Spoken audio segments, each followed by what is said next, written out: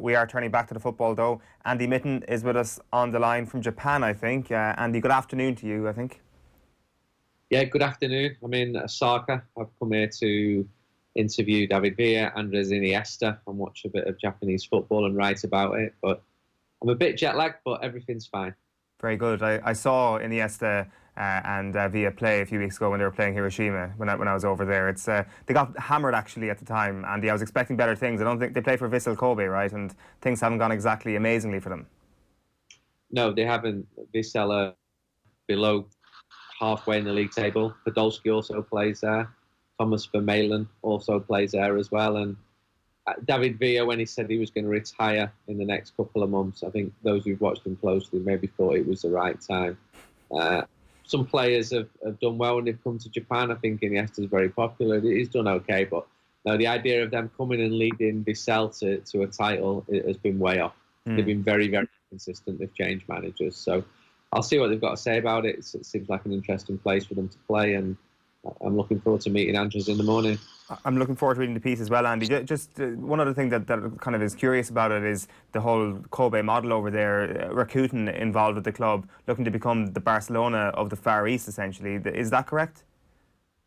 Yeah, and I'm asking questions about that. I want to find out what's going on there. And when I speak to the club, I get responses seemingly from Rakuten's press office rather than the club's press office. So I'm not sure how much power they've got there. Gerard Piqué is entwined with it. Rakuten are obviously a major sponsor of Barca as well. And the guy I know best, even though I've interviewed Villa and Iniesta many times, the guy I know best is Sergi Samper. And he played for Barca and he moved over as well. So there's another former Barca player playing for Vissel Kobe. So I don't know how ambitious they are. And if they want to win league titles, they should be doing far better than they have been doing. But that's why I'm here, to get the story. I'm going to watch them play a derby against Cerezo Osaka on Saturday and find out a here and now of where the J-League is, and ask a lot of questions and hopefully write a few interesting articles off the back of it. Very good. So when you wake up this morning, I presume, to the news that Mauricio Pochettino is gone, first of all, before we get into the whole Jose Mourinho element, what are you thinking? Are you thinking this is madness on Daniel Levy's part? I saw Pochettino close up pre-season in Singapore, and I don't cover Tottenham as closely as I cover Manchester United, but he reminded me of Mourinho in the previous pre-season. He didn't look happy. He was sending out very mixed messages. And I was thinking, trying to be objective, wait a minute, your Spurs, you've just had a brilliant season. You've been in the final of the Champions League.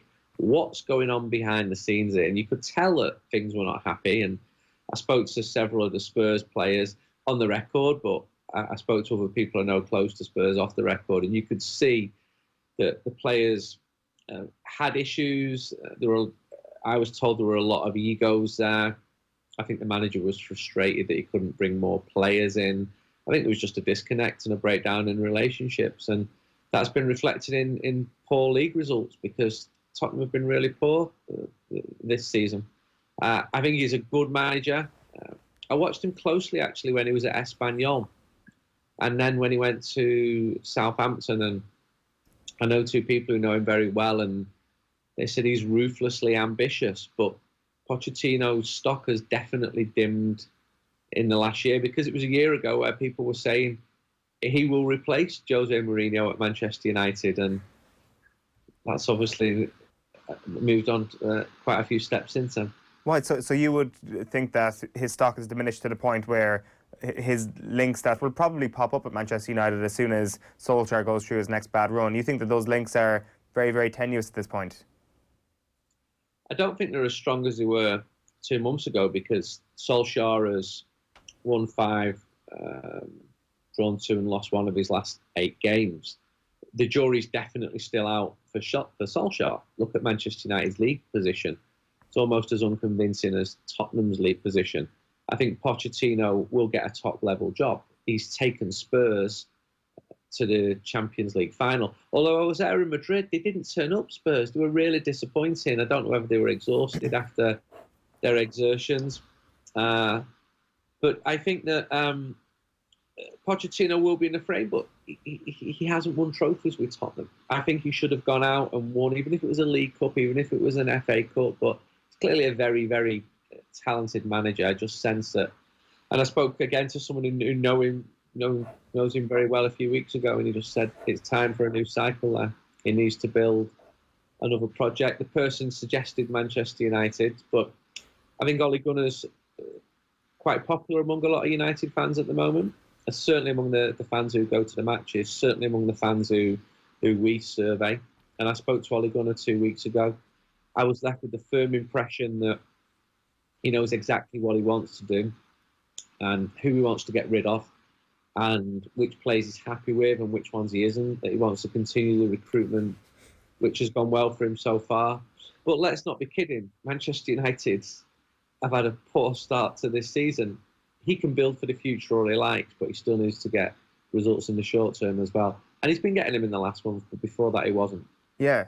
Like, it's interesting that you talk about the fact that Mauricio Pochettino almost reminded you of Jose Mourinho in terms of his pre-season demeanour. It's the point I was trying to make earlier on as well, that there's kind of a sulking nature to Pochettino and Jose Mourinho. Now, I don't know, so sometimes the word sulking can kind of suggest that you don't have a winning mentality or something like that. I think, to be fair, it often comes from a situation where the manager feels that they're being screwed over by the board or that the players have abandoned him or whatever. So perhaps it's understandable sulking, but still, it is a demeanour that you've pointed out as well that is similar between the two men. If you want to change at your club, is Jose Mourinho basically too similar to Mauricio Pochettino in terms of the control he likes to have in the dressing room, in terms of, I guess, a way of playing that sometimes grinds people down as well? I know it's different to Mauricio Pochettino, but it does seem that the players left in the Tottenham dressing room have kind of been left left behind by this in a similar manner to how Manchester United players were feeling at the end of the Jose Mourinho era. Are those connections, am I making too much of a case here between those connections between the two managers? No, I mean, I made the connection when I was sat there in Singapore. My immediate thought was, this reminds me of a year ago in Michigan when Jose Mourinho was saying, I wouldn't pay to watch this Manchester United team. Now, even if he felt that, you do not say it publicly. And I saw United almost disintegrating and contrasting completely with Liverpool, who were also in Michigan, where Jurgen Klopp was glad-handing people, he was smiling. It was only a pre-season. You could do that. And you could see that Mourinho's message that he was sending out was a mixed one. He clearly wasn't happy. And one suspected it had ended in tears, and it did do 3 months later. And it's almost exactly the same what has happened with Pochettino at Tottenham. That said, he turned Tottenham into a great side. Tottenham were a byword for being flimsy. Wasn't it Roy Keane who said, come on, lads, it's only Tottenham? They did absolutely nothing. There's so many positives that have come from Tottenham in the last 5 years. They're playing in the best stadium in England. They're selling it out. They're getting 62,000 every week. They reached the European Cup final. This is a major, major achievement. That win away at Ajax in the semi-final was incredible, but he still hasn't won anything. I do think he'll get a good job. Relationships were clearly tense. I know that Daniel Levy isn't always the easiest operator to work with, certainly not an easy negotiator. And now we have the spectre of Jose Mourinho at Tottenham, which I'm sure will be very uneasy for Chelsea fans because they despise Tottenham. Who do you think is easier to work with, Daniel Levy or Ed Woodward? Well, I've never worked closely with them. I've only been a journalist and spoken to Ed Woodward many times. I suspect Ed Woodward because I know that people have negotiated.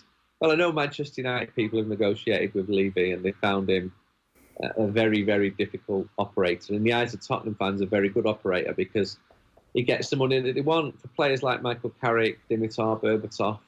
And under him, Tottenham have now got into a position where they don't need to sell the best players anymore. Manchester United could go to Tottenham 15 years ago and take those players. We wouldn't have a chance of doing that now. Roy Keane can mention United going for Harry Kane, but it's highly improbable now.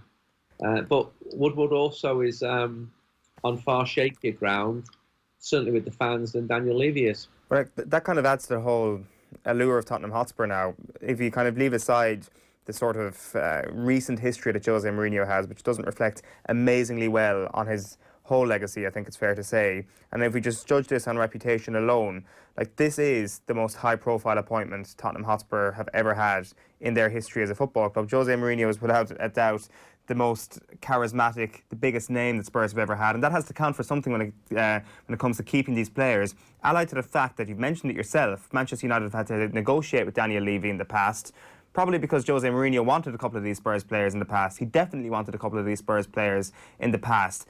There's likely to be a mutual respect here, Andy. It's a different question of how long this lasts, but it's likely to be the honeymoon period is going to be good, I suspect, at White Hart Lane. It fits perfectly for Mourinho in many ways, in that he's living in London. Tottenham is a huge club. He will be vengeful. He was perceived to have failed at Manchester United. Is he finished as a top-level manager? That's what people are saying. He's got to prove otherwise. And he will have resources, but he won't have the super resources. And when he was at Manchester United, he did spend a lot, but he identified Harry Maguire, but he said, don't go above this amount for him, because of his own professional pride. So that led to all sorts of complications. He lacks control. He likes to have control. Mourinho's got to, because if he doesn't succeed at Tottenham, I think his time as a top level manager, I don't think he'll be getting another top job. He'll do what he does. He'll come in, he'll smile, he'll insinuate that he's changed. And to be fair to him, behind the scenes at Manchester United, and certainly when I spoke to him, he was always a decent person to deal with. Nowhere near as friendly as Solskjaer, but by the end, Mourinho was toxic at Manchester United, and I think there are Tottenham fans who've never loved Mourinho because of his Chelsea connections. So that adds another twist to it. Yeah. It'll be very interesting at Old Trafford on the 4th of December. Manchester United against Tottenham. Tottenham won 3-0 last year in the same fixture. United actually played well, but Mourinho was fuming after the game. Yeah, the three fingers up, the 3 goals conceded. That's also the amount of Premier League titles that I've won. An iconic press conference. There are going to be so many iconic press conferences, and for that reason alone, from a journalist standpoint, Andy, I think it's great to have Jose back in the Premier League. Listen, enjoy the rest of Japan. Looking forward to reading your piece about Kobe and the Steelers there. Thanks for having me. Cheers, Andy. That is Andy Mitten there on the line.